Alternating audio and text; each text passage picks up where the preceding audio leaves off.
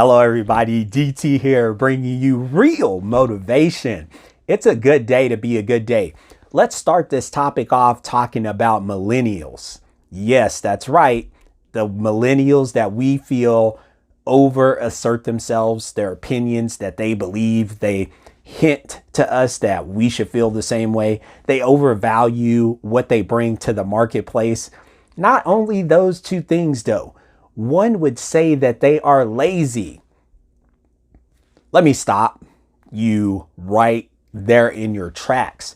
See, millennials are totally opposite. I had the opportunity to have a friend who was a millennial, great guy, and I felt like today I needed to reach out to make sure that I remind the workforce on who these people really are. See, in my friend's case, he'd worked 5 different jobs over his time. And in the time that he worked those 5 jobs, it really wasn't him. It was nothing to do with him that took away from the workforce or the organization. See, he chose not to be the guy standing by the coffee pot, having a conversation, wasting time. He chose to actually do work instead of just hanging out, working for a job from 8 to 5, realizing is that he would get paid no matter what he put into it. See, he had 5 jobs. With those 5 jobs, he had more turnover between his supervisors and his management than he actually had within himself. So when you talk about millennials, I think it's important for us to not only to just remember that they are actually workers seeking real work, like hard work. I know not all of them. You can't say this for all of them. But what I can say is that in my friend's instance, he was a hard worker. See, he wanted to get to the point. He didn't want to hang out and sugarcoat it and have the side conversations. He wanted to stay focused. He wanted to be geared up every day doing what he loved to do. Content writer is who he was. He was a content management writer. That was his focus. Don't get in his lane, because I'm telling you, when he zeroed in, it was really about getting things done. No time to be hanging out, having side conversations, the things that we believe only millennials do, which I can guarantee you, if you have been in this work organization for so long, you know that that isn't the case. You get guys who have been with companies for a long time. You get people who've actually been with companies for half the times, but in different ages, that socialize more than our millennials. But since we have this buildup, this mindset that these millennials are lazy, that they're coming into the workforce and they're over asserting themselves and they're just overvaluing everything that they do, stop it. It is not the case. See, in the case, sometimes millennials want to get right down to it. Don't be afraid to let a millennial inside of your inner circle. See, they're not there to try to make you feel a different way. They're not there to work any less than what you are. What they are there to do is be committed. And what you have to do when you are faced with leading a millennial, you actually might want to lead and guide them in the right direction. Don't lead them to take the shortcuts. Don't lead them to talk a lot. See, let them get to work. It's not always about what you pay them. But if you want the best out of a millennial, it's pretty simple. You pay them up front. You make sure that you have the leadership in place to be able to help them organize and foresee a future with your company.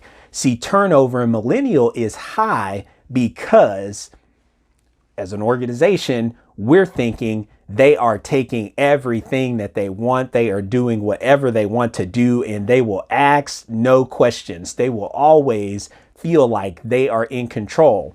It's the complete opposite. See, a lot, or should I say a majority of millennials, they want to work just as hard as anybody else, but they don't want to be sugarcoated.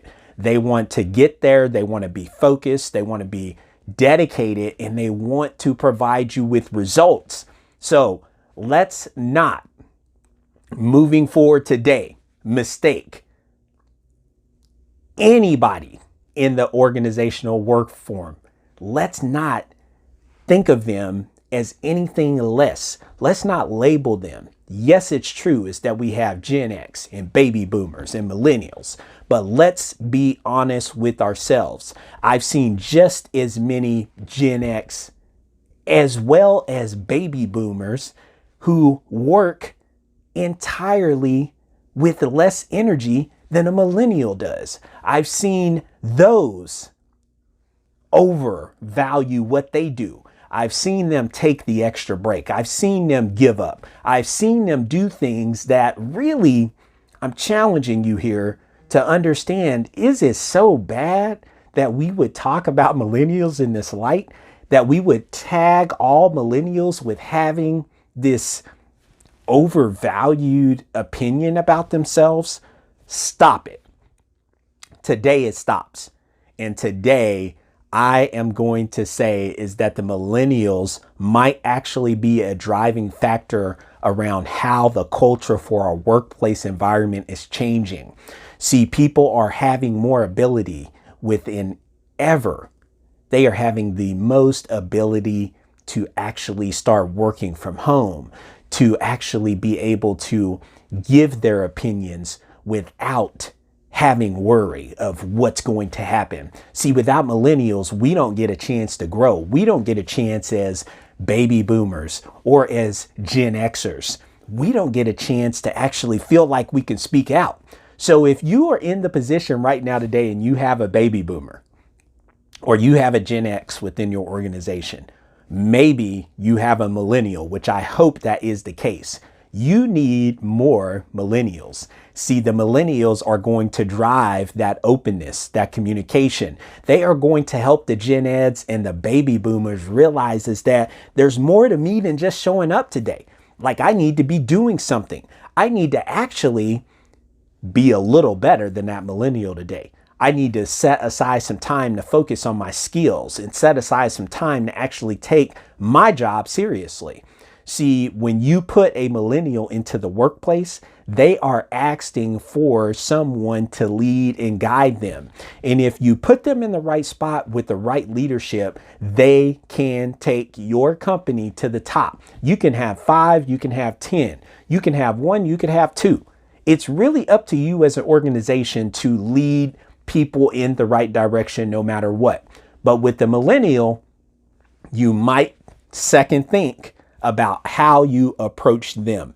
If you offer them a job, maybe it's not the most money, but make sure is that you're dedicated to having the right leadership in place, the right management, the right supervisors, people that can help them zero in on what their task is and help them define what they can do for the company.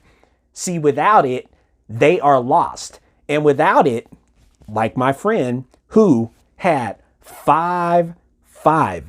he had 5 different jobs, stayed at those jobs for less than 1 to 2 years.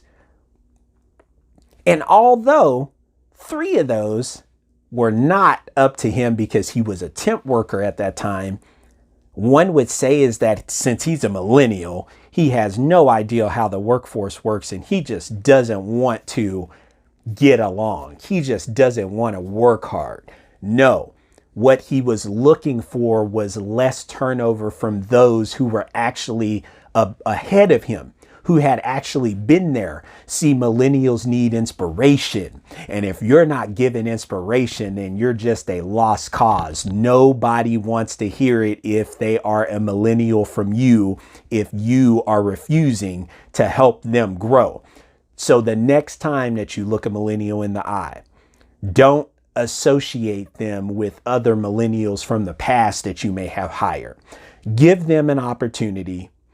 Put in front of them leaders, resources, knowledge, and help them get to the next level. Yes, You might have to offer them things that you generally don't offer people, but this culture, this organization, our industries are changing. So yes, they want to be at home a certain hour. Yes, they might want to work from home a couple of days of the week. Yes, they might want a lot of different things that you're not actually sure that you can provide, because not because you don't want to, but because you have never been asked to. But now is your chance. Better than ever. Millennials are actually going to give you what you need. So if you're a millennial, I stress this point to you. Don't stop being a millennial. Keep being who you are. And your attitude and your ways are actually inspiring companies and organizations and industries to change. That helps us all. That helps baby boomers. It helps Gen X. It helps everybody, because now we're taking into consideration is that we can be bigger and more than we want to be. But no matter who we are, no matter where you work, it's up to the organization itself to provide leaders, to provide mentors, to provide management that actually show up, dedicate themselves to the work, that lead by example, that give you the fuel that you need to stay with the company and recognize how valuable you can truly be. So I leave you with this. If you're a millennial, hold your head up. And if you're not a millennial, respect every person as you would want them to respect you.